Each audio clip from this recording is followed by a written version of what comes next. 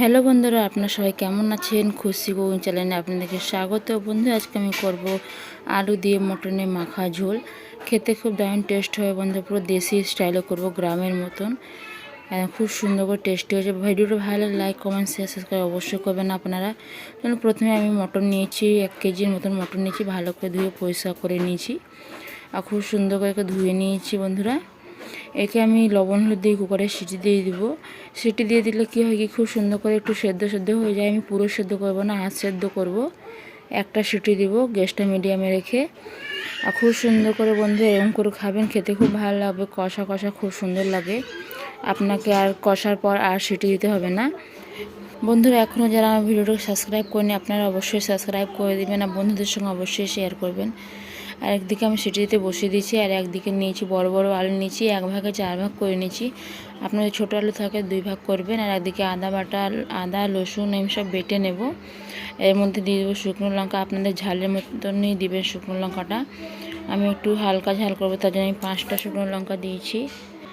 1 চামচ দিব গুঁড়া জিরে, গুঁড়ো ধনে দিয়ে দেবো। একসঙ্গে সব বেটে নিলে কী হবে, পুরো গ্রামের মতনই টেস্ট আসে আর খুব ভালো লাগে খেতে। আপনারা এরকম করে খাবেন, পুরো দেশি স্টাইলে বন্ধুরা, খেতে খুব দারুণ লাগবে। মিক্সারে খুব ভালো করে বেটে নেব জল দিয়ে।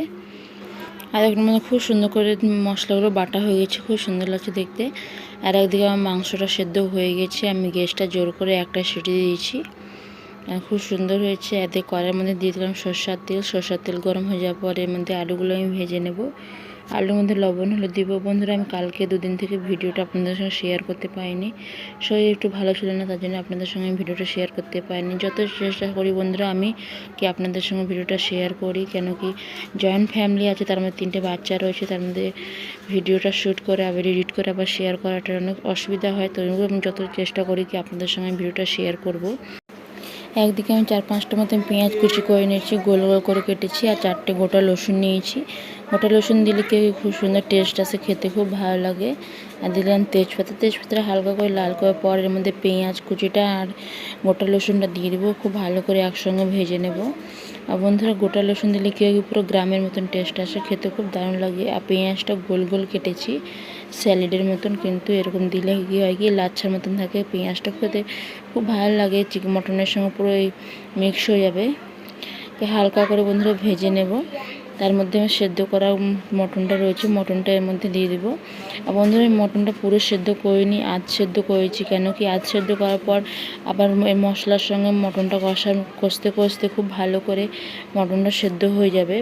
মটনটা এর মধ্যে আমি দিয়ে দিলাম, আর জলটা রয়েছে আমি জলটা রেখে দিলাম। যখন মটন কষা হয়ে যাবে তারপরে জলটা কাজে লাগবে, তার জন্য আমি জলটা রেখে দিলাম, পরে দিব, ওটা ফেলবো না। আর খুব ভালো করে আমি মটনটা কষে নেব বন্ধুরা। এরকম করে মটন কষা খেলে কী হয়, এই পুরো হোটেলের মতন টেস্ট আসবে, পুরো গ্রামের মতন এরকম করে গ্রামে করা হয় আর খেতে খুব ভালো লাগে। গ্রামে দেখবেন কি বেশিরভাগ কেউ কুকার ব্যবহার করেন না, এইভাবেই প্রথমে মটন সেদ্ধ করে তারপরে মটনের তরকারি করে, খেতে খুব দারুণ লাগে। এই রেসিপিটা আমি আমার মায়ের কাছে শিখেছিলাম বন্ধুরা, সেটা আপনাদের সঙ্গে শেয়ার করলাম।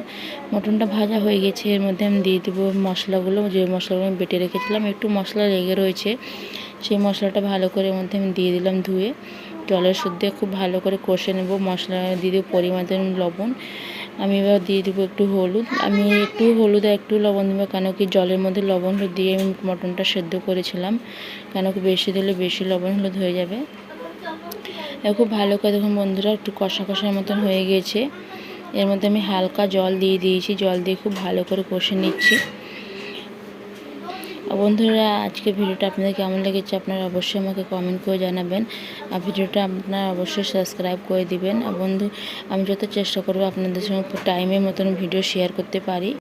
আর খুব সুন্দর করে বন্ধু মটনটা কষা হয়ে গেছে, দেখুন খুব সুন্দর করে কালারটা কি সুন্দর চেঞ্জ হয়ে গেছে। এর মধ্যে দিয়ে দেবো এবার আলুটা দিয়ে আর একটু আমি মটনটা কষে নেব, কেন আলুটা একটু সেদ্ধ হয়ে যাবে। আমি আলু সেদ্ধ করিনি, এরকম করেই করবো। আর খুব সুন্দর করে দেখুন বন্ধুরা, মটন আলু ভালো করে কষা হয়ে গেছে আর খুব সুন্দর কালার এসে, দেখতে খুব সুন্দর লাগছে। আপনারা এইভাবেও খেতে পারেন কষা মটন। এরকম করে আমার পুরো মটনটা সেদ্ধ হয়ে গেছে, আলুটা সেদ্ধ হয়ে গেছে। এবারে জলটা রেখেছিলাম, সেই জলটা আমি এর মধ্যে দিয়ে দেবো। জলটা দিয়ে খুব ভালো করে নাড়াচাড়া করে বন্ধুরা আমি ঢাকা দিয়ে দেবো। গ্যাসটা আমি আস্তে করে দেবো, আরও ভালো করে মটন আলু সেদ্ধ হয়ে যাবে আর মশলাগুলো খুব ভালো করে ফুটে যাবে। আমি 2-3 মিনিটের পর বন্ধুরা আমি খুলে দেখব।